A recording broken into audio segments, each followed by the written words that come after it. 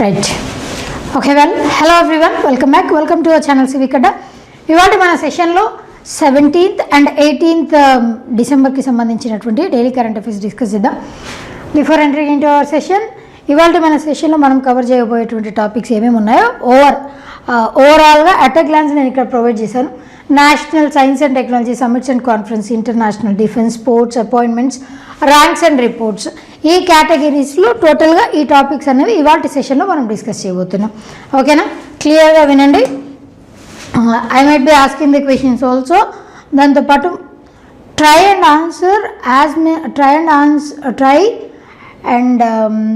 To answer as many questions as possible. నేను అడిగేటువంటి క్వశ్చన్స్కి సాధ్యమైనంత ఆన్సర్స్ ఇవ్వడానికి ప్రయత్నం చేయండి. రైట్, దాంట్లో ఫస్ట్ వన్ వచ్చేసి Kavita Chand scales mount Vinson massif, that is the name of a mountain, Antarctica's highest peak. అంటార్టికాకి చెందినటువంటి highest mountain peak that is Vinson massif. Antarctica అనగానే మనకి ఇమీడియట్గా ఏం స్ట్రైక్ అవ్వాలండి? Basically Antarctica is nothing but అదంతా ఐస్ షీట్స్తో కప్పబడి ఉంటుంది. మనకున్నటువంటి కాంటినెంట్స్ అన్నిట్లోకెల్లా ఏషియా, ఆస్ట్రేలియా, ఆఫ్రికా, యూరోప్, అదే నార్త్ అమెరికా, సౌత్ అమెరికా, దాని తర్వాత ఆర్టిక్, అంటార్టికా, ఇట్లా కదా. అంటార్టికా వచ్చేసి మనకి సదరన్ మోస్ట్ పార్ట్లో ఉంటుంది. అదేవిధంగా ఎక్కువ టెంపరేచర్ అనేటువంటిది చాలా చిల్లింగ్ కోల్డ్ టెంపరేచర్ ఉంటుంది కదా. దేర్ బై అలాంటి వాతావరణంలో ఉన్నటువంటి హైయెస్ట్ మౌంటైన్ పీక్ని అచీవ్ అవ్వాలి, స్కేల్ చేయాలి, మౌంటైన్ ఎక్కాలి అని అంటే కూడా కష్టతరమే అవుతుంది. అయినప్పటికీ కూడా she has achieved. Kavitha Chand, she is of 40 year old. ఈవిడ 40 సంవత్సరాల వయసు కలిగినటువంటి ముంబైకి చెందిన మౌంటైనియర్ అనమాట కవిత చాంద్. ఆవిడ రీసెంట్గా మౌంట్ విన్సన్ మ్యాసిఫ్ని అధిరోహించారు. ఈవిడ టోటల్గా 7 సమ్మిట్స్, మనకి హైయెస్ట్ మౌంటైన్ పీక్స్ ఉన్నాయి కదా, అట్లా 7 సమ్మిట్స్, ఆ 7 సమ్మిట్స్ని అధిరోహించాలి అన్నది ఈవిడ టార్గెట్. ఆల్రెడీ యూరోప్లో ఉన్నటువంటి mount Elbrus is the highest mountain peak in Europe కదా. యూరోప్లో ఉన్నటువంటి మౌంట్ ఎల్బ్రస్ని ఆవిడ ఎప్పుడో అధిరోహించారు. దాని తర్వాత మౌంట్ విన్సన్ మ్యాసిఫ్ని రీసెంట్గా అధిరోహించారు. డిసెంబర్ స్టార్టింగ్లో ఈవిడ మొదలుపెట్టారు. ఒక 7 మెంబర్స్తో ఆవిడ జర్నీ స్టార్ట్ చేశారు. కొన్ని రోజుల తర్వాత ఆవిడ ఆ మౌంటైన్ని అధిరోహించి సేఫ్గా రిటర్న్ ఇంటికి వచ్చేసారనమాట. సో ఈ విధంగా కవిత చాంద్ రీసెంట్గా అంటార్టికాకి చెందినటువంటి మౌంట్ విన్సన్ మ్యాసిఫ్ని అధిరోహించారు. టోటల్గా 7 సమ్మిట్స్. ఆల్రెడీ ఇది వరకు ఆవిడ దేన్ని అధిరోహించారు అని అంటే mount Elbrus from Europe. Kavita Chand is a mountaineer from, ఈవిడ ఏ స్టేట్కి చెందిన ఆవిడ అని అంటే she is from Uttarakhand capital city వచ్చేసి ఏంటండి? That is Dehradun is the capital city. Doon అవి మొట్టమొదటి దూన్, దట్ ఈజ్ డెహ్రాడూన్లో మనకి మొట్టమొదటి మన భారతదేశానికి చెందినటువంటి ఫస్ట్ నేషనల్ పార్క్ అన్నది ఇక్కడే ఉన్నది, ఉత్తరాఖండ్లో. దాని పేరు వచ్చేసి ఏంటి? What is the first national park from India? What is the name of first national park from India? It is not only first national park, oldest national park in India కూడా. అది తెలిస్తే నాకు కమెంట్ చేయొచ్చు. She highest mountain peak height of Vinson మ్యాసిఫ్.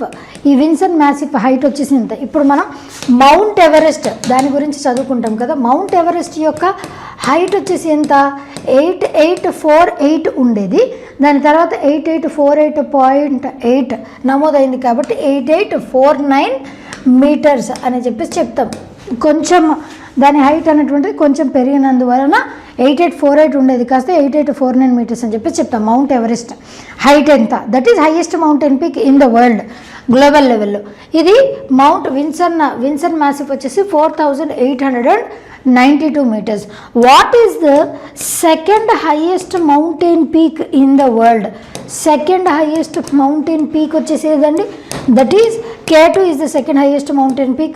Third one వచ్చేసేది that is Kanchenjunga is the third highest mountain peak కదా in the world.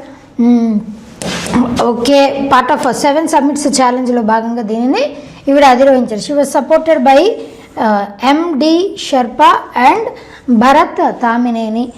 దాంతోపాటు ఇంకా tricolour ఫ్లాగ్ని అక్కడికి తీసుకొని వెళ్ళడం, అక్కడ అంటే మన భారతదేశం తరపు నుంచి మనం దాన్ని అధిరోహించాం అని చెప్పుకోవటానికి అది ఒక సింబాలిక్ లాగా యాక్ట్ చేస్తూ ఉంటుంది. ఉత్తరాఖండ్ గురించి చెప్పాలి అని అంటే Dehradun winter capital city, where as Gairsain summer capital city, just like Jammu and Kashmir. Jammu and కాశ్మీర్కి కూడా వింటర్ క్యాపిటల్, సమ్మర్ క్యాపిటల్ అని 2 క్యాపిటల్స్ ఉంటాయి కదండి. అదేంటో తెలిస్తే నాకు కమెంట్ చేయండి. What is the summer capital and what is the winter capital of Jammu and Kashmir తెలిసి కమెంట్ చేయండి. It was established in the year 2000. Total 13 districts ఉన్నాయి. చీఫ్ మినిస్టర్ వచ్చేసి ఎవరు?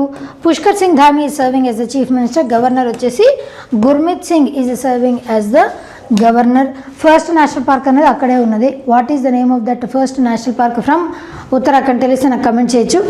ప్రధానమంత్రి మత్స్య సంపద యోజన స్కీమ్, ఈ స్కీమ్ ఎందుకండి న్యూస్లో ఉంది అని అంటే రీసెంట్గా ఈ స్కీమ్ ఎప్పుడైతే లాంచ్ చేశారో ఆ స్కీమ్ లాంచ్ చేసిన దగ్గర నుంచి ఇప్పుడు ఈ మత్స్య సంపద మెయిన్ మోటో వచ్చేసి ఏంటండి, మెరైన్ పాపులేషన్ని పెంచటం. Marine population nothing but fishes, aquatic life, వీటి ప్రొడక్షన్ని ఇంక్రీజ్ చేయటం, ఇంప్రూవ్ చేయటం.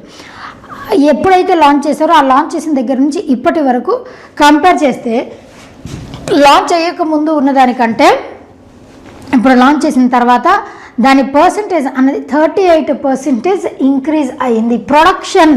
ప్రొడక్షన్ శాతం ఎంత ఇంక్రీజ్ అయిందంటే 38% ఇంక్రీజ్ అయింది.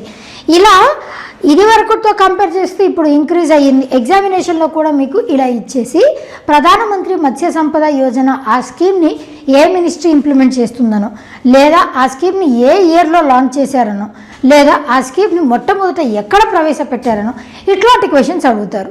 గ్లోబల్ లెవెల్లో వరల్డ్ ఫిషరీ డే ఎప్పుడు సెలబ్రేట్ చేస్తారండి? When is world fishery day celebrated global లెవెల్లో? ఇది తెలిస్తే నాకు కమెంట్ చేయండి. ప్రధానమంత్రి మత్స్య సంపద యోజన ఈ స్కీమ్ని ఎప్పుడు లాంచ్ చేశారండి అని అంటే ప్రధానమంత్రి మత్స్య సంపద యోజన ఆ స్కీమ్ గురించి చదువుకుందాం. ప్రధానమంత్రి మత్స్య సంపద యోజన ఇది వరకు బేసిక్లీ దట్ వాజ్ ఆ స్కీమ్ ఏ ఇయర్లో లాంచ్ చేశారంటే it was launched in the year 2020లో దీనిని లాంచ్ చేశారు. Pradhan Mantri Matsya Sampada Yojana union minister for fisheries and animal husbandry ఆ మినిస్ట్రీ ఆధ్వర్యంలోకి వస్తుంది. అయితే లాంచ్ చేసినప్పటి నుంచి 19.775 million tons in 2024 increased by 38%. అన్ని టన్స్ పెరిగింది. ఇది వరకు ఎన్ని టన్స్ ఉండేది? జస్ట్ 14 టన్స్ మాత్రమే ఉండేది. ఇప్పుడు దాంట్లో 38%, ఆ 14 దాంట్లో అంటే 19.775 million tons అయింది. 2019-20 సంవత్సరం లాంచ్ చేసినప్పుడు ఎంత ఉంది? 14.16 million tons మాత్రమే ప్రొడక్షన్ ఉండేది. ఇప్పుడు ఆ శాతం కాస్త 19.775%, ఆల్మోస్ట్ 20% అని చెప్పేసి అనుకోవచ్చు. దీని ఇంపాక్ట్ అన్నటువంటిది బాగానే ఉంది. దీని ద్వారా ఎంత ఎర్నింగ్స్ వస్తున్నాయని అంటే ఎంత ఇన్కమ్ వస్తుంది? 62,408 crores. 2019తో కంపేర్ చేస్తే 33.7% ఇంప్రూవ్మెంట్ అనేది ఉంది. ప్రొడక్టివిటీ కూడా ఇంక్రీజ్ అయింది.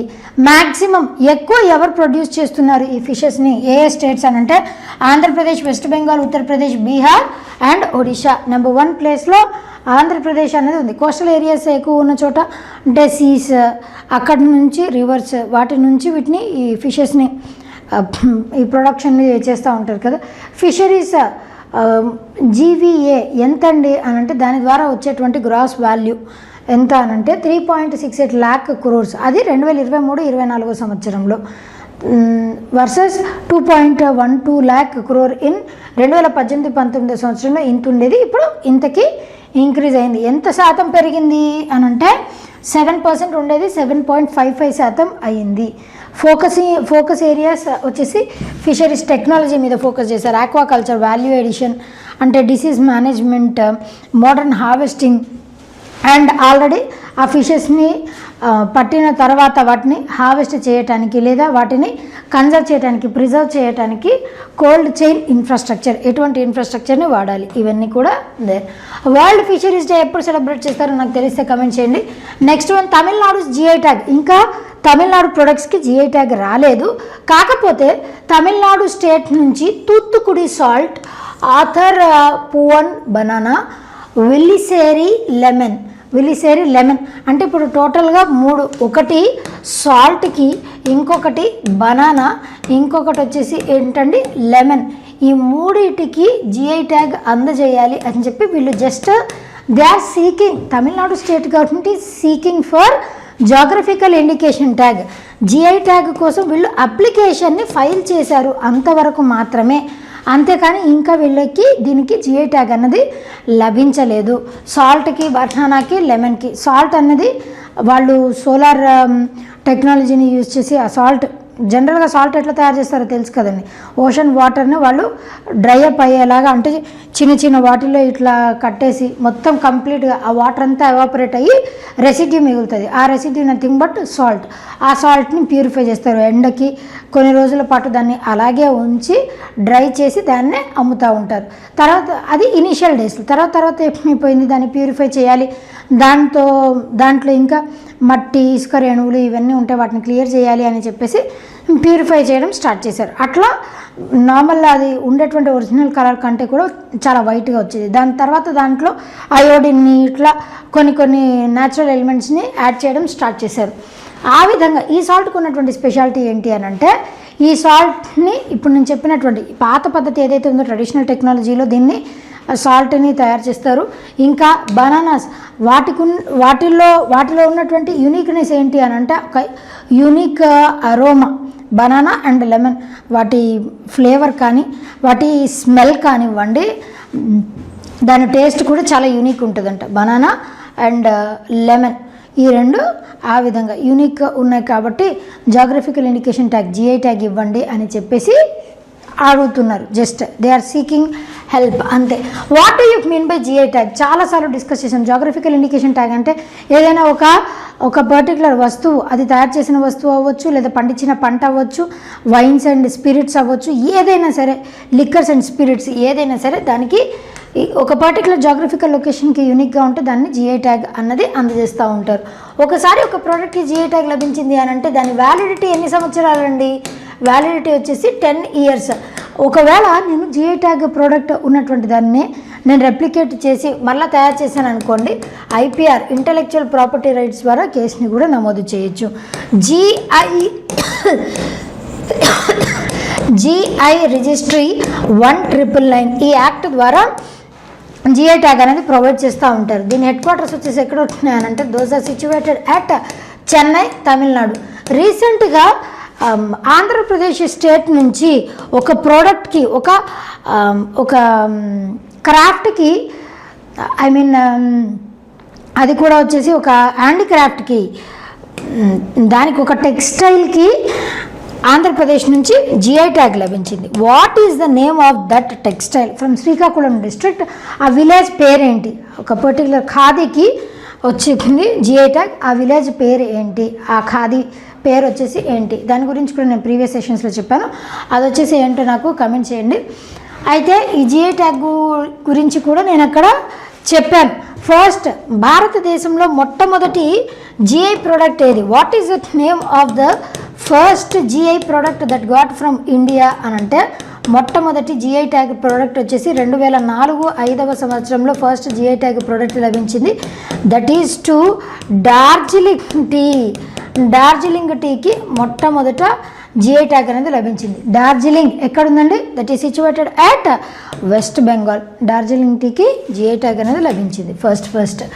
GI application from Tamil Nadu application వచ్చిందంతే. Facilitated by NABARD, national bank for agriculture and rural development. నాబార్డ్ని ఏ ఇయర్లో ఎస్టాబ్లిష్ చేశారు తెలిసినట్లయితే నాకు కమెంట్ చేయండి. ఏ కమిటీ ద్వారా ఎస్టాబ్లిష్ చేశారు నాబార్డ్ని? శివరామన్ కమిటీ రికమెండేషన్స్ మేరకు నాబార్డ్ని ఎస్టాబ్లిష్ చేశారు. ఎన్నో 5 years ప్లాన్లో అని అంటే 6th 5-year ప్లాన్లో నాబార్డ్ని ఎస్టాబ్లిష్ చేశారు. ఇప్పుడు నాబార్డ్కి చైర్పర్సన్గా ఎవరున్నారు? K Shaji is serving as the chairperson of NABARD.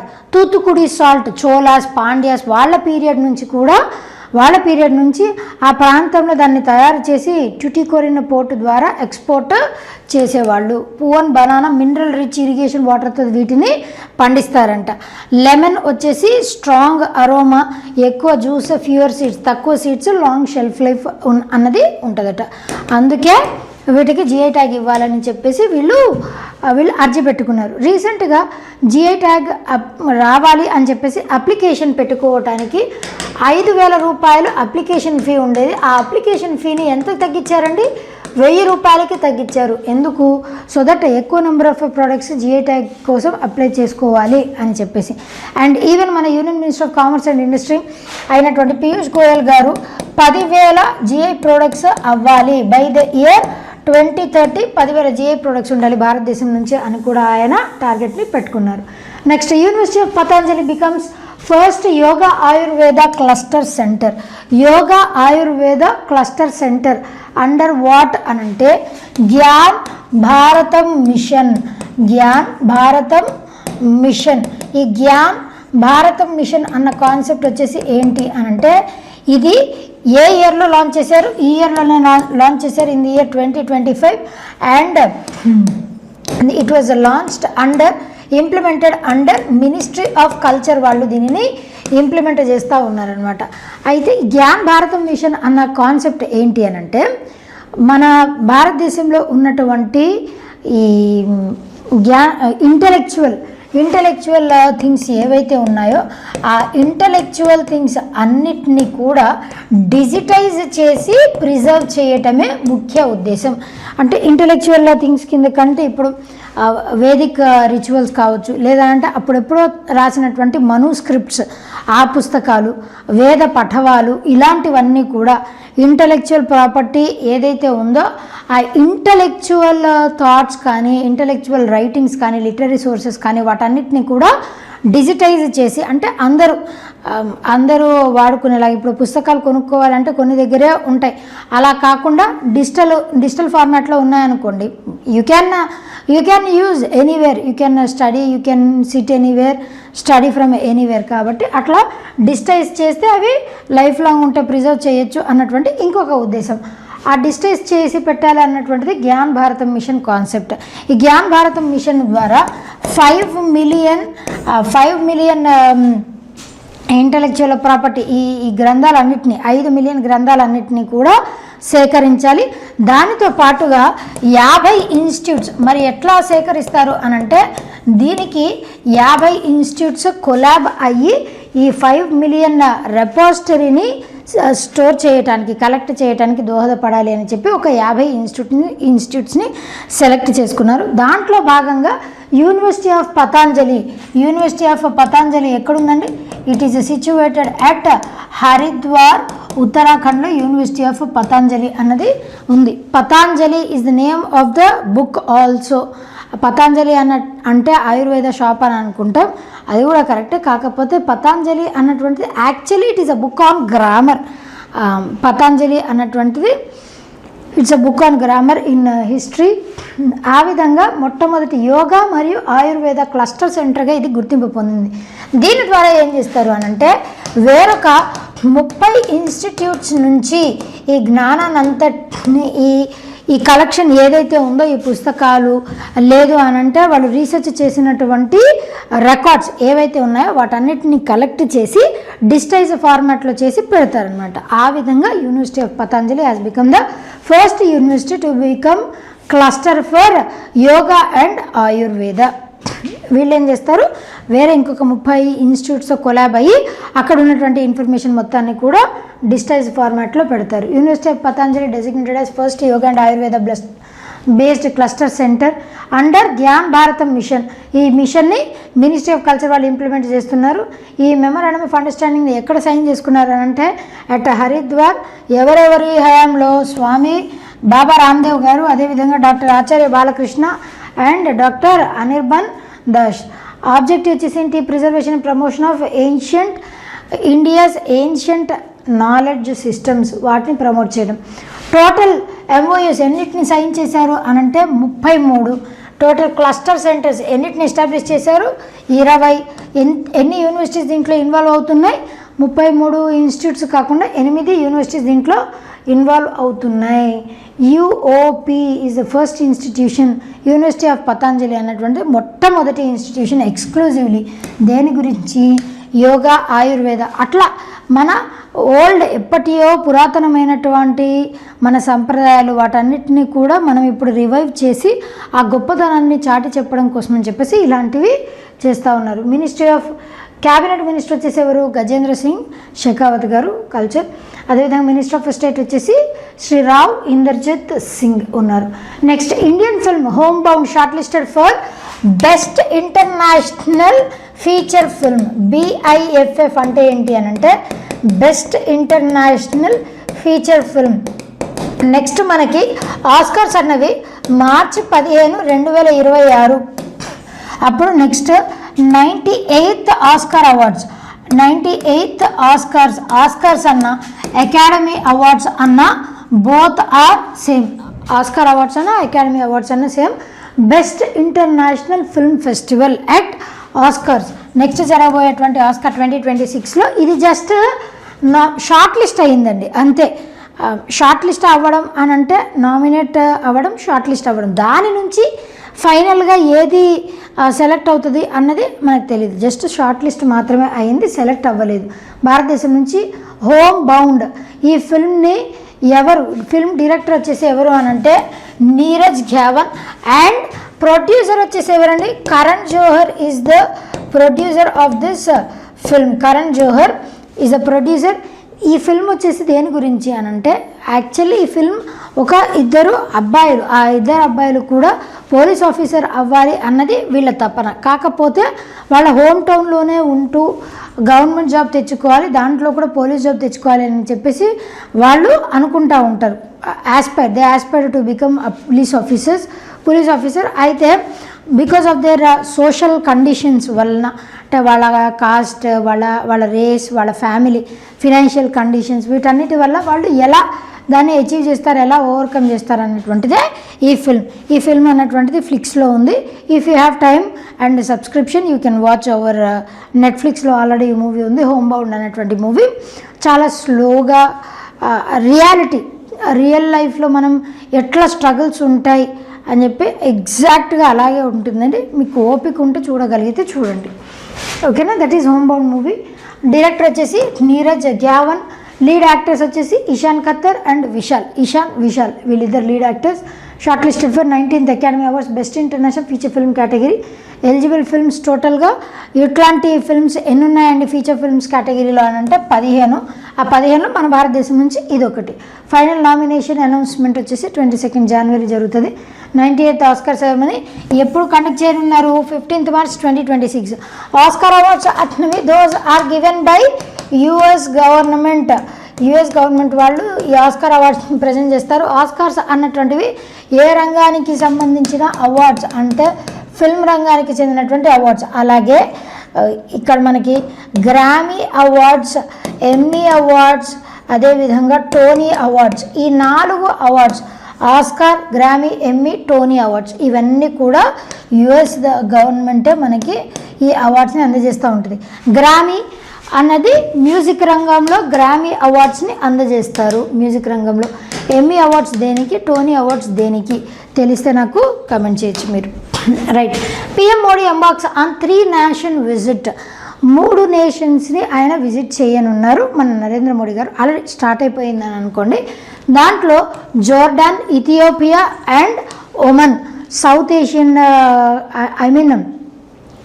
Asian కంట్రీస్లో ఒక కంట్రీ, అదేవిధంగా ఆఫ్రికన్ కంట్రీస్ కూడా ఉన్నాయి కదా, Jordan, Ethiopia. Jordan capital currency వచ్చేసి what is the capital and currency of Jordan and what is the capital and currency of Ethiopia. Oman capital currency వచ్చేసి ఏంటండి Muscat and the currency is rial. Muscatian rial is the currency. Omanian rial is the currency. Muscat is the capital city. Jordan capital currency వచ్చేసి ఏంటి? Ethiopia capital currency వచ్చేసి ఏంటి? Jordan capital city వచ్చేసి birr is the capital city and currency is Jordan dinar. Ethiopia capital city వచ్చేసి ఏంటి? Addis Ababa is the capital city. Currency వచ్చేసి ఏంటి తెలిస్తే అదొక్కటి నాకు కమెంట్ చేయండి. ఈ మూడు నేషన్స్ని విజిట్ చేస్తున్నారు మన ప్రధానమంత్రి నరేంద్ర మోడీ గారు. ఒక్కొక్క దానికి ఒక్కొక్క విశిష్టత ఉంది. ఏంటి అనంటే జోర్డాన్ వచ్చేసి హాష్మేట్ కింగ్డమ్. ఈ సంవత్సరానికి టోటల్గా 75 సంవత్సరాలు ఇండియా జోర్డాన్ డిప్లొమాటిక్ రిలేషన్స్. మన దేశం మన భారతదేశం అదేవిధంగా వేరే జోర్డాన్ దేశం ఈ రెండింటికి మధ్య 75 ఇయర్స్ ఆఫ్ డిప్లొమాటిక్ రిలేషన్షిప్ అన్నది ఉంది. ఇది మాత్రమే కాదు, దీంతో పాటుగా ఇండియా బంగ్లాదేశ్ రిలేషన్షిప్ కూడా అలాంటిదే కదండి. Even more than 50 years complete అయిపోయినాయి డిప్లొమాటిక్ రిలేషన్స్. అట్లా ఈ దేశంతో 75 సంవత్సరాల నుంచి ఉన్నది. టాక్స్ విత్ కింగ్ వచ్చేసి అబ్దుల్లా టు పిఎం వచ్చేసి Jafar Hassan and crown prince Al Hassan. వాళ్ళతో ఇంటరాక్ట్ అయ్యి ఏ రంగాల్లో వాళ్ళు విశిష్టం అండ్ మన భారతదేశం ఏ రంగాల్లో ఉన్నది అని చెప్పేసి పరస్పరంగా చర్చించుకుంటారు. ఇథియోపియా ఫస్ట్ ఎవర్ విజిట్ మన ప్రధానమంత్రి నరేంద్ర మోడీ గారు ఇథియోపియాకి మొట్టమొదటిసారి విజిట్ చేయనున్నారు. క్యాపిటల్ ఇందా చెప్పుకున్నాం కదా, ఎడిస్ అబాబా, ఆఫ్రికన్ యూనియన్ హెడ్ క్వార్టర్. కరెన్సీ వచ్చేసి ఏంటి అనంటే it is birr. 1 second. Jordan, okay, Jordanian dinar కరెక్టే. దీని క్యాపిటల్ సిటీ వచ్చేసి ఏంటి? What is the capital city of Jordan? Addis Ababa. Ethiopian birr. ఓకేనా? Ethiopian birr is the currency. Addis Ababa, Ethiopian birr. అదేవిధంగా Jordan capital city వచ్చేసి ఏంటి అది నాకు తెలిస్తే కమెంట్ చేయండి. Context: African union become permanent G20 member. Permanent G20 అంటే ఏంటి? గ్రూప్ ఆఫ్ 20 నేషన్స్ని G20 అని అంటాం. G8 అని అంటే గ్రూప్ ఆఫ్ 8 నేషన్స్. అట్లా ప్రైమ్ మినిస్టర్ వచ్చేసి ఎవరున్నారు? Abiy Ahmed Ali. Prime minister Narendra Modi was conferred with Ethiopia's highest award, that is the great honour Nishan of Ethiopia. ఈ అవార్డు కూడా మన ప్రధానమంత్రి నరేంద్ర మోడీ గారికి అందజేశారు. Oman capital city Muscat and the currency is Omanian rial. 70 years of India Oman diplomatic ties. Sultan of Oman వచ్చేసి ఎవరు? Haitham bin Tariq అనమాట. Strategic partnership and economic టైస్ అది డిస్కస్ చేశారు. నెక్స్ట్ వన్ సంగీత బరువా పిషారోతి. ఈవిడ ప్రెస్ క్లబ్ ఆఫ్ ఇండియా దీనికి first women ప్రెసిడెంట్గా ఈవిడ ఎన్నికయ్యారు. మొట్టమొదటి ఉమెన్ ప్రెసిడెంట్స్ ఉండడం మామూలే, కాకపోతే మొట్టమొదటి మహిళా ప్రెసిడెంట్గా ఈవిడ ఉన్నారనమాట. Sangeeta Barua Pisharoty elected as first women president of press club of India. ఈవిడ మాత్రమే కాదు, ఈవిడతో పాటు సెక్రటరీ జనరల్గా, వైస్ ప్రెసిడెంట్గా వేరే వాళ్ళని కూడా అపాయింట్ చేశారు. ఎలక్షన్ కండక్ట్ చేస్తారు. ఆ ఎలక్షన్ పద్ధతి ద్వారా వీళ్ళని ఎన్నుకుంటూ ఉంటారనమాట. Sangeeta, she is from which state అండి? That is from the state Assam capital city is Dispur. అస్సాంకి చీఫ్ మినిస్టర్గా ఎవరు పనిచేస్తున్నారు తెలిస్తే నాకు కమెంట్ చేయండి. Elected president of press club of India first women ప్రెసిడెంట్గా ఉన్నారు ఇన్ ఇయర్స్ హిస్టరీలో. అండ్ సెక్రటరీ జనరల్గా ఎవరిని అపాయింట్ చేశారు? అఫ్జల్ ఇమామ్. వైస్ ప్రెసిడెంట్గా ఎవరిని అపాయింట్ చేశారు? జతిన్ గాంధీ. ట్రెజరర్గా అదితి రాజ్పుత్. జాయింట్ సెక్రటరీగా PR Sunil.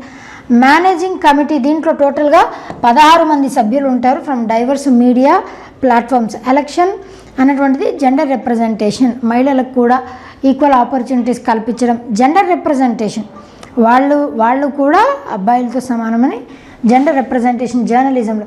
She is a senior journalist and she has worked in many news media అనమాట. ఆ విధంగా she is a senior journalist. ఆవిడ ఎక్స్పీరియన్స్ని బేస్ చేసుకొని అపాయింట్ చేశారు. ఫోకస్ ఏరియాస్ వచ్చేసి ప్రెస్ ఫ్రీడమ్ గురించి, జర్నలిస్ట్ వెల్ఫేర్ గురించి, ఇన్స్టిట్యూషనల్ రిఫార్మ్స్ గురించి. గ్లోబల్ లెవెల్లో వరల్డ్ ప్రెస్ ఫ్రీడమ్ డే ఎప్పుడు సెలబ్రేట్ చేస్తారు? When is world press freedom day celebrated? తెలిస్తే నాకు కమెంట్ చేయండి. Right, next one. Science and technology రంగంలో India ranks 3rd globally in artificial intelligence competitiveness. ఈ ప్రీవియస్ సెషన్స్లో నేను చెప్పాను, మరలా ఇప్పుడు క్లియర్గా ఎక్స్ప్లెయిన్ చేస్తున్నాను చూడండి. ఇండియా అన్నటువంటిది 3వ స్థానంలో ఉంది. నెంబర్ 1 పొజిషన్లో ఏది ఉందండి? యుఎస్ నెంబర్ 1 పొజిషన్లో ఉంది. 2వ స్థానంలో ఏ దేశం నిలిచింది? చైనా అన్నటువంటిది 2వ స్థానంలో ఉంది. ఫస్ట్ ప్లేస్లో యుఎస్, సెకండ్ ప్లేస్లో చైనా, థర్డ్ ప్లేస్లో మన భారతదేశం అన్నది ఉన్నది.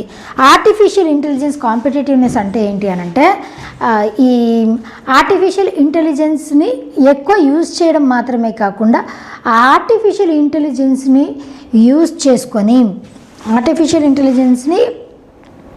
యూజ్ చేసుకొని ఫర్దర్గా ఇంకా అన్ని రంగాలకి కూడా ఏఐని యూజ్ చేయాలని అనుకుంటున్నారా, లేదు కొన్ని రంగాలకి మాత్రమే పరిమితం అవుదాం అనుకుంటున్నారా, అండ్ ఆర్టిఫిషియల్ ఇంటెలిజెన్స్ని ఎంతవరకు దాంట్లో ఇన్వెస్ట్మెంట్స్ని అట్రాక్ట్ చేయటం కానీ ఇదంతా కూడా వీటన్నిటిని బేస్ చేసుకుని ఆర్టిఫిషియల్ ఇంటెలిజెన్స్ కాంపిటేటివ్నెస్ దాంట్లో స్టాన్ఫర్డ్ యూనివర్సిటీ వాళ్ళు ఈ ర్యాంకింగ్స్ని అందజేశారు.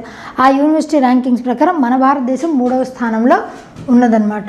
క్యాపిటల్ చార్ట్లో India ranked 3rd globally with score of ఎంత స్కోర్ అండి? దట్ ఈస్ 21.59 స్కోర్తో భారతదేశం 3వ స్థానంలో ఉందన్నమాట. ట్రైజ్ ద యుఎస్ అనేది లీడింగ్ పొజిషన్లో ఉందని చెప్పుకున్నాం కదా. యుఎస్ స్కోర్ వచ్చేసి ఎంత? 78.6 యుఎస్. చైనా అన్నటువంటిది 36.95. This is their scores. మన భారతదేశం యొక్క స్కోర్ వచ్చేసి ఎంత అని అంటే, ఇండియా స్కోర్ వచ్చేసి ఇంత, 3rd పొజిషన్లో ఉన్నది. నివిడియా రీసెంట్గా ఈ రంగంలోనే $5 trillion మార్కెట్ వాల్యూని కూడా అచీవ్ అయ్యింది. అది కూడా మనం చెప్పుకున్నాం. India rank 3rd globally. Ranking released by ఎవరు? ఏ యూనివర్సిటీ వాళ్ళు?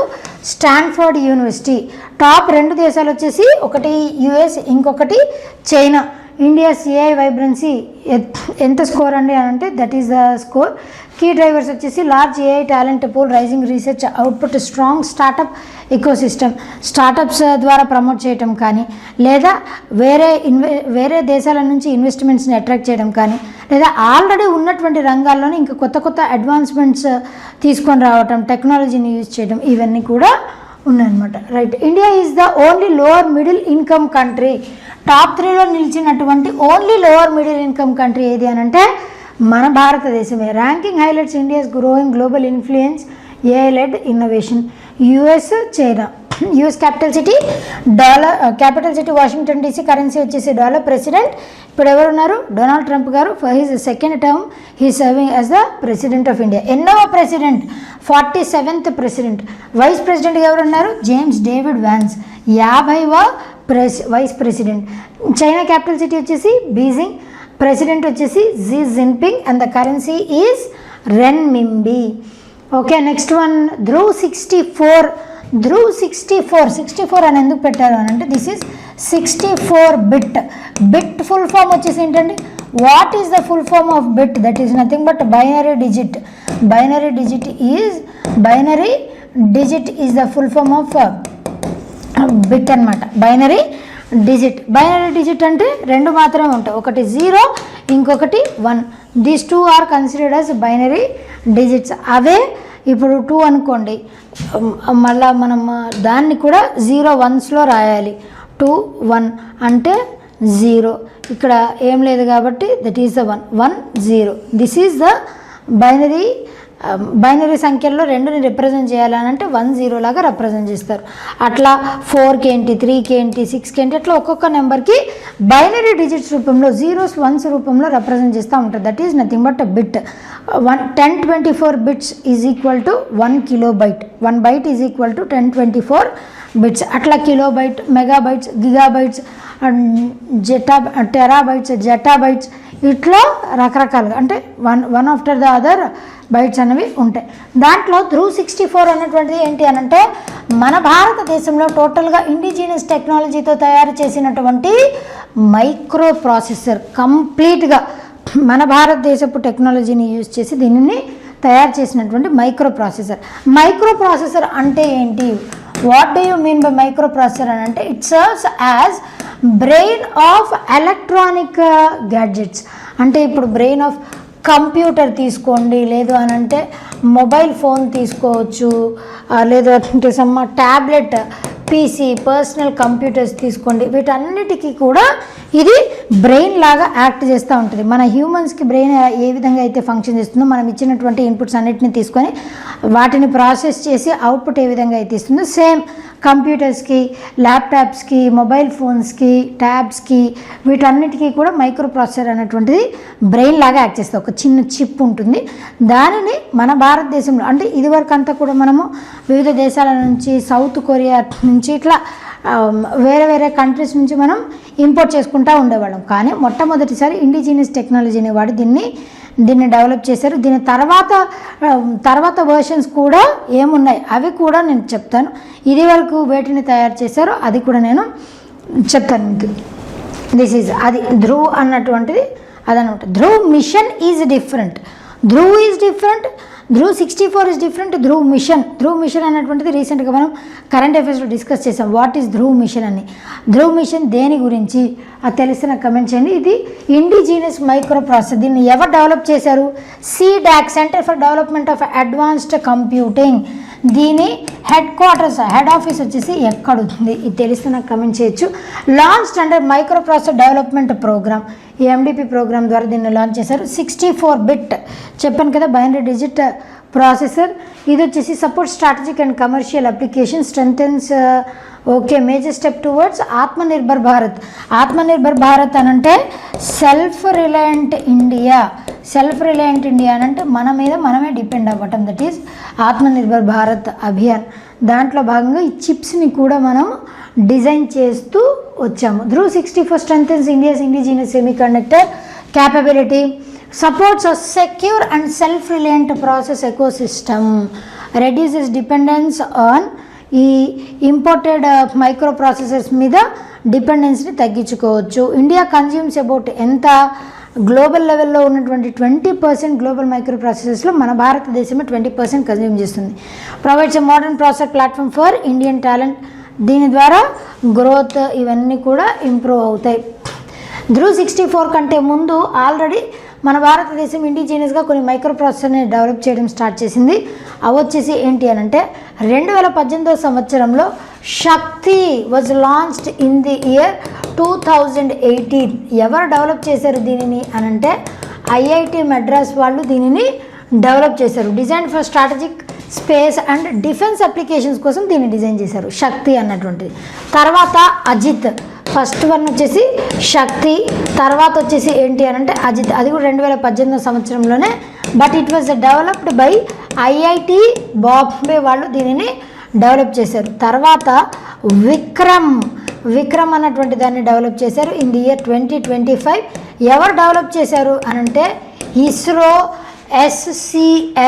ISRO Indian space research organisation వాళ్ళు దీనిని డెవలప్ చేశారు. విక్రమ్ సారాభాయ్ గారు ఎవరు? First chairperson of Indian space research organisation.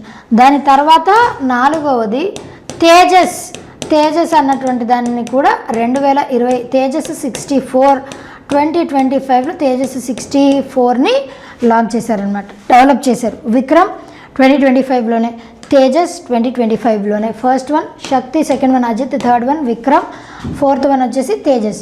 Developing indigenous processes like Shakti, Ajit, Vikram, Tejas.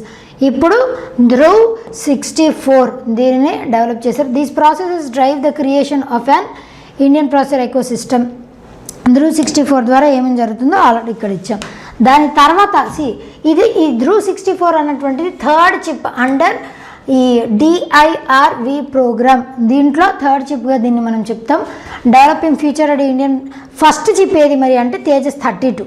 తర్వాత 32 రిప్రజెంట్స్ వాట్? బిట్, బైనరీ డిజిట్స్ని రిప్రజెంట్ చేస్తూ ఉంటుంది. Second chip Tejas 64 fabricated at SCL Mohali India. కాకపోతే దీన్ని ఫస్ట్ చిప్ని ఎక్కడ తయారు చేశారు? మలేషియాలో తయారు చేశారు. Dhruv 64 fabricated and DIRV programme. Dhanush 64, Dhanush 64+. ఇవి నెక్స్ట్. ఇప్పుడు మనం థర్డ్ అని చెప్పేసి ధ్రువ్ 64 అని చెప్పాం కదా. నెక్స్ట్ దీని తర్వాత ధనుష్ 64, ధనుష్ 64+ అనమాట. ఈ variants are under development next రాబోతున్నాయి అనమాట. తేజస్ 32, తేజస్ 64, దాని తర్వాత ఇప్పుడు ధ్రువ్ 64, ఇది 3వది. దాని తర్వాత ధనుష్ ప్లస్ వీటిని ఇంట్రడ్యూస్ చేయనున్నారు. తర్వాత next India's first AI driven community screening programme for diabetic retinopathy. Retinopathy అంటే ఏంటంటే మన కంట్లో ఉండేటువంటి రెటినోపతి అని అంటే కంట్లో ఉండేటువంటి రెటినా అది దానికి ఏదైనా ఎఫెక్ట్ అయ్యి చూపు బ్లర్ అయిపోతుంది అనుకోండి, విజన్ బ్లర్ అయిపోయి there by it leads to some other eye infection లేదా ఐ ప్రాబ్లమ్స్. డయాబెటీస్ ఉన్నటువంటి వాళ్ళకి ఇట్లాంటి ఐ రిలేటెడ్ ప్రాబ్లమ్స్ చూస్తూ ఉంటాయి. వాళ్ళ కంటి మీద ఒక లేయర్ లాగా రావటం, క్యాట్రాక్ట్ సర్జరీ చేయించారు అని అంటారు కదా. దానికంటే ముందు ఆ రెటినోపతి అన్నటువంటిది కూడా ఆ డిసీజ్ని స్క్రీన్ చేయడానికి, క్యూర్ చేయడానికి అనట్లేదు, అసలు ఆ డిసీజ్ ఉందా లేదా అని, ఏ లెవెల్లో ఉంది, ఏ స్థాయిలో ఉంది అని స్క్రీనింగ్ చేయటానికి భారతదేశం మొట్టమొదటిసారి స్క్రీనింగ్ ప్రోగ్రామ్ని ఇంట్రడ్యూస్ చేసింది, డయాబెటిక్ రెటినోపతి. దీంట్లో ఆర్టిఫిషియల్ ఇంటెలిజెన్స్ని యూజ్ చేస్తారు. ఆర్టిఫిషియల్ ఇంటెలిజెన్స్ని యూజ్ చేసి దీన్ని లాంచ్ చేశారు. ఎవరి కోసం దీన్ని లాంచ్ చేశారు అనంటే ఆర్మ్డ్ ఫోర్సెస్ మెడికల్ సర్వీసెస్ వాళ్ళు దీన్ని లాంచ్ చేశారు in collaboration with AIIMS, all India institute of medical sciences and ఈ health AI unit under ministry of health and family welfare దీన్ని లాంచ్ చేశారు. ఎవరి కోసం? ఆర్మ్డ్ ఫోర్సెస్ వాళ్ళ కోసం దీన్ని లాంచ్ చేశారు. అదొకవేళ క్లిక్ అయింది అంటే ఆల్ అక్రాస్ ద ఇండియా కూడా రావచ్చు. పర్పస్ వచ్చేసి ఎర్లీ డిటెక్షన్, ఆటోమేటెడ్ స్క్రీనింగ్, అంటే వాళ్ళ ఐ ఎఫెక్ట్ అవ్వక ముందస్తుగానే డిటెక్ట్ చేయడానికి. Retinal images real time image health intelligence pilot బేసిస్ని దీన్ని కొన్ని ప్రాంతాల్లో లాంచ్ చేశారు 7 ఏరియాస్లో. పైలట్ బేసిస్ అంటే ఏంటి? టెస్ట్ డ్రైవ్ లాగా పైలట్ బేసిస్ అని అంటే అట్లా 7 ప్లేసెస్లో దీన్ని లాంచ్ చేశారు. ఒకటి పూణే, ముంబై, బెంగళూరు, ధర్మశాల, గయా, జోర్హత్ అండ్ కొచ్చి. పూణే అనంటే మహారాష్ట్ర, ముంబై అన్న మహారాష్ట్రని, బెంగళూరు అనంటే it is in Karnataka state, Dharamshala అనంటే Himachal Pradesh, Gaya is in Bihar state, Jorhat is in Assam, Kochi is in Kerala state. ఇట్లా ఈ 7 డిఫరెంట్ ప్లేసెస్లో 6 డిఫరెంట్ స్టేట్స్ అండ్ 7 డిఫరెంట్ ప్లేసెస్లో పైలట్ బేసిస్ని దీన్ని లాంచ్ చేశారు. సక్సెస్ అయ్యింది అని అంటే ఆల్ అక్రాస్ ఇండియా లాంచ్ చేయొచ్చు, లేదంటే ఆపేయచ్చు అంతే. Design for BioE3.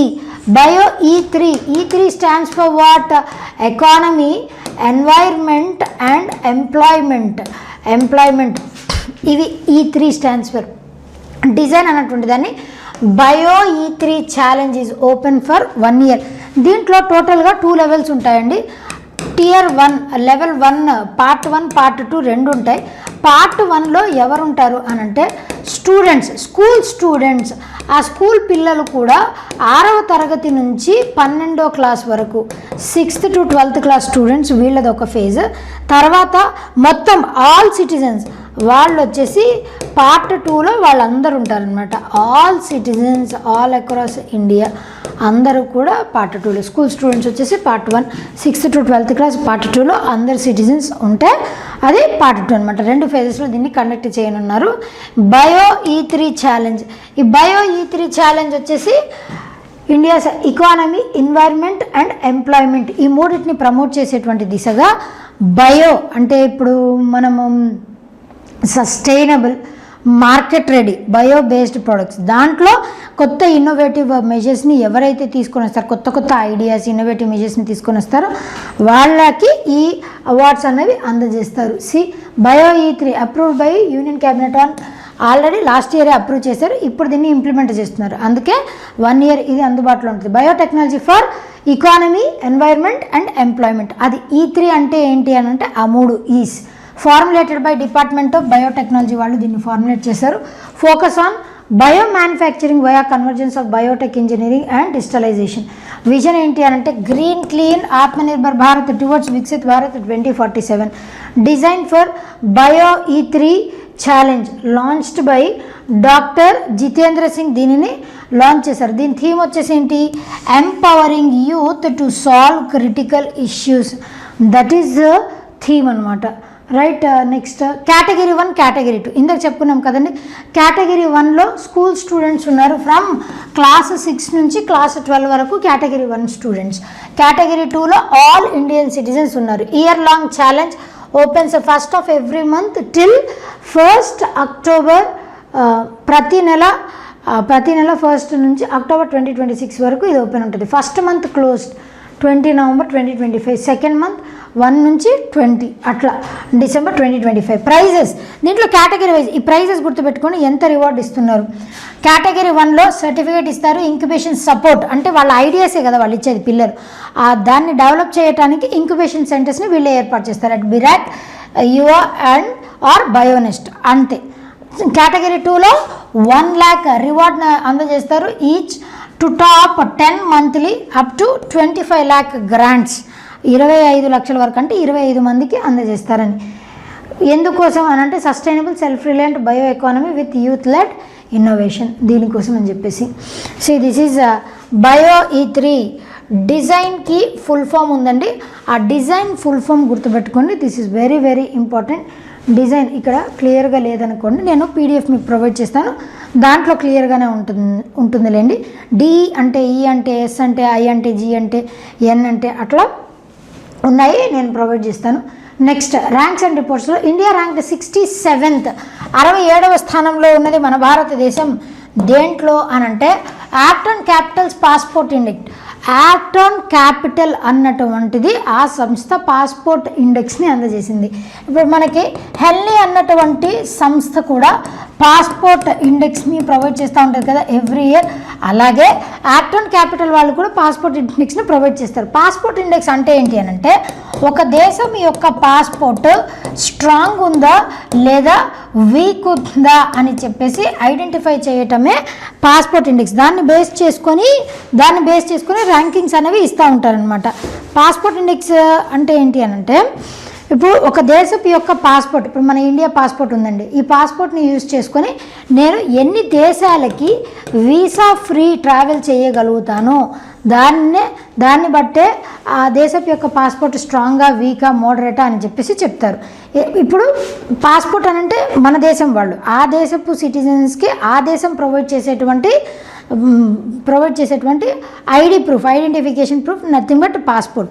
వీసా అంటే ఏంటి, మనం ఏదైతే దేశానికి వెళ్ళాలి ట్రావెల్ చేయాలి అని అనుకుంటున్నామో ఆ దేశం వాళ్ళు వేరే దేశం వాళ్ళకి గ్రాంట్ చేసేటువంటి పర్మిషన్, దట్ ఈస్ వీసా. ఇప్పుడు నేనున్న ఇండియా నుంచి నేను ఆస్ట్రేలియా వెళ్దామని అనుకుంటున్నా, ఆస్ట్రేలియా వీసా రావాలి అని అంటే ఆస్ట్రేలియా దేశం వాళ్ళు నాకు పర్మిషన్ ఇవ్వాలి.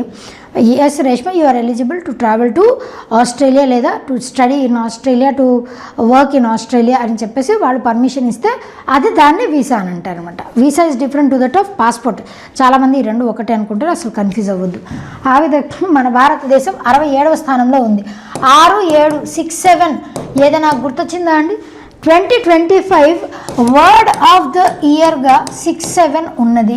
ఆ 6, 7 అన్నది ఏ dictionary word of the year 2025 Oxford dictionary Oxford dictionary ప్రకారం వర్డ్ ఆఫ్ ద ఇయర్ వచ్చేసేదండి, that is rage bait is the word of the year as per Oxford dictionary. 6, 7 అన్నది ఏ డిక్షనరీ ప్రకారం వర్డ్ ఆఫ్ ద ఇయర్ తెలిస్తే నాకు comment చేయండి. Released by Arton capital, ఇది దీని హెడ్ క్వార్టర్స్ వచ్చేసి ఎక్కడ ఉంటున్నాయండి? Those are situated at Canada. Canada capital city వచ్చేసి ఏంటి? ఒటావా and the currency is Canadian dollar. Strongest passport number 1 ప్లేస్లో ఏది ఉంది? UAE stood in the number 1 position. UAE capital city Abu Dhabi and the currency is dirham. Capital currency కూడా important. UAE rank number 1 ప్లేస్లో ఉంది. వరుసగా 7వసారి UAE first ప్లేస్లో ఉంది. దాని స్కోర్ వచ్చేసి 179. అంటే 179 దేశాలు వితౌట్ ఎనీ వీసా ట్రావెల్ చేయొచ్చు UAE పాస్పోర్ట్ ఉంటే. సెకండ్ ప్లేస్లో సింగపూర్ ఉంది. Singapore and Spain. Singapore capital city ఏంటి? Singapore city itself is the capital. Singapore dollar is the currency. Spain capital city Madrid and the currency is euro. Mobility score అంటే travel చేసేటువంటి score 175. India rank 67. Mobility score వచ్చేసి ఎంత? 74. India పాస్పోర్ట్ని వాడి 74 దేశాలు మాత్రమే visit చేయడానికి ఉంది. ఓకే, ఈ ఇండెక్స్ ఎప్పటి నుంచి ఇస్తున్నారు ఆటమ్ క్యాపిటల్ వాళ్ళు అని అంటే since the year 2014 this index has been giving. టోటల్గా 193 UN member countries plus 6 territories అన్నీ కూడా దీంట్లో కవర్ అవుతాయి. Global passport power rank, individual passport power rank, welcoming countries rank, వీటిని బేస్ చేసుకొని ర్యాంకింగ్ రకాలు అనేవి ఉంటాయన్నమాట. యూఏఈ నెంబర్ 1 ప్లేస్లో ఉంది. సింగపూర్ అండ్ స్పెయిన్ 2వ స్థానంలో ఉన్నాయి. Belgium, France, Sweden, Germany, Netherlands చాలా దేశాలు ఉన్నాయి 3వ స్థానంలో. ఇండియా వచ్చేసి 67వ స్థానంలో ఉంది. బాటమ్ కంట్రీస్లో ఏమున్నాయనంటే లీస్ట్ ప్లేస్లో ఆఫ్ఘనిస్తాన్ ఉంది, కేవలం 38 దేశాలు మాత్రమే వెళ్ళొచ్చు. తర్వాత సిరియా, తర్వాత ఇరాక్, తర్వాత Pakistan. Okay, Syria capital currency ఏంటో నాకు కమెంట్ చేయండి. Iraq capital currency Iraq Baghdad and the currency Iraqian rial. Pakistan వచ్చేసి పాకిస్తాన్ ఇస్లామాబాద్, పాకిస్తాన్ రూపీ. ఆఫ్ఘనిస్తాన్ వచ్చేసి ఏంటి Kabul, afghani currency. Right, next one. AP wins national energy conservation awards. Andhra Pradesh state number 1 ప్లేస్లో ఉంది. దీంట్లో కూడా కేటగిరీస్ ఉన్నాయి. ఈ అవార్డ్స్ని ఎవరు అందజేశారు అని అంటే బ్యూరో ఆఫ్ ఎనర్జీ ఎఫిషియన్సీ వాళ్ళు. బ్యూరో ఆఫ్ ఎనర్జీ ఎఫిషియన్సీ అన్నటువంటిది it is a statutory body. ఎనర్జీని కన్జర్వ్ చేసేటువంటి మెజర్స్, సస్టైనబుల్ ఎనర్జీ దృష్ట్యా ఎవరైతే కన్జర్వేటరీ మెజర్స్ తీసుకున్నారు, ఇన్నోవేటివ్ మెజర్స్ తీసుకున్నారు, వాళ్ళకి ఈ అవార్డ్స్ని ఒక పర్సన్కి, ఒక ఇన్స్టిట్యూషన్కి అవార్డ్స్ని అందజేశారనమాట, కన్జర్వేషన్ అవార్డ్స్. ఏ సందర్భంగా? National energy conservation day, that is on December 14th it is celebrated. ఆ సందర్భంగా అవార్డ్స్ని అందజేశారు. ఆంధ్రప్రదేశ్ వచ్చేసి నేషనల్ ఎనర్జీ కన్జర్వేషన్ అవార్డు లభించింది ఈ స్టేట్కి. వరుసగా ఇది ఆంధ్రప్రదేశ్కి రావటం ఎన్నోసారి అని అంటే 4th consecutive year. First prize వచ్చింది ఏ కేటగిరీలో? గ్రూప్ 2 కేటగిరీలో. గ్రూప్ 1, 2, 3, 4, 5 అట్లా 5 కేటగిరీస్ ఉంటాయి. గ్రూప్ 2 కేటగిరీలో ఆంధ్రప్రదేశ్కి ఫస్ట్ ప్రైజ్ రావడం ఇది 4వసారి. అవార్డ్ రికగ్నైజెస్ దానివల్ల ఏంటో నేను ఆల్రెడీ చెప్పాను, పర్ఫార్మెన్స్ వైజ్ వీటన్నిటిని బేస్ చేసుకొని. Presented on national energy conservation day. ఎప్పుడు? December 14th. ఎవరు ప్రజెంట్ చేశారు? ప్రెసిడెంట్ అయినటువంటి ద్రౌపది ముర్ము గారు. ఎక్కడ ప్రజెంట్ చేశారు? న్యూఢిల్లీలో. నోడల్ ఏజెన్సీ వచ్చేసి దానికి ఆంధ్రప్రదేశ్కి AP state energy conservation mission. Chief minister వచ్చేసి ఎవరున్నారు? చంద్రబాబు నాయుడు గారు. ఆంధ్రప్రదేశ్కి గవర్నర్గా అబ్దుల్ నాజీర్ గారు ఉన్నారు. Capital city Amaravati. Formation day ఎప్పుడు? November 1st, 1956. ఆంధ్ర రాష్ట్రం ఆంధ్ర అన్నది November 1st, 1953లో ఏర్పడింది. Right, next one. Indian army receives 3 AH-64E Apache helicopter. Apache bike కూడా ఉంటుంది because of it's speed and body. It is termed as like that. Indian ఆర్మీకి 3 AH Apache helicopter 64E అవి లభించాయి. ఇది ఎక్కడి నుంచి లభించిందండి? అపాచే అన్నటువంటిది US company, US based aerospace major అయినటువంటి బోయింగ్ వీళ్ళు తయారు చేసి మన భారతదేశానికి అందించారు ఈ year. The company delivered 3 Apache helicopters. టోటల్గా ఈ 3 బోయింగ్తో కలిపి మన దేశంలో ఎన్ని ఉన్నాయండి? 6 ఉన్నాయి. Transported via Antonov 124 aircraft. ఇది చాలా చాలా ఇంపార్టెంట్. ట్రాన్స్పోర్టెడ్ వయా ఈ ఎయిర్ క్రాఫ్ట్ త్రూ దాన్ని ట్రాన్స్పోర్ట్ చేశారు. ఇది వరకు 3 హెలికాప్టర్స్ వచ్చాయి జూలైలో, ఇప్పుడు ఇంకొక 3 వచ్చాయి. టోటల్గా 6. ఎన్హాన్సెస్ స్ట్రైక్ రేట్ ఎక్కువ ఉంటుంది. రీకొనైజాన్స్, ఏరియల్ కంబాట్ క్యాపబిలిటీస్ అనేవి దీనికి ఎక్కువగా ఉంటాయి. ఆర్మీ ఏవియేషన్ ఎక్స్పాన్షన్కి ఇది పనికొస్తుంది. Delivery delays. First batch arrived in July 2025. కాకపోతే యాక్చువల్గా ప్లాన్ చేసింది ఎప్పుడు రావాలని 2023-24. because of some reasons the delivery got delayed. Strengthens attack helicopter fleet of Indian Army. దానికి పనికొస్తుంది. Next, desert cyclone. This is military exercise.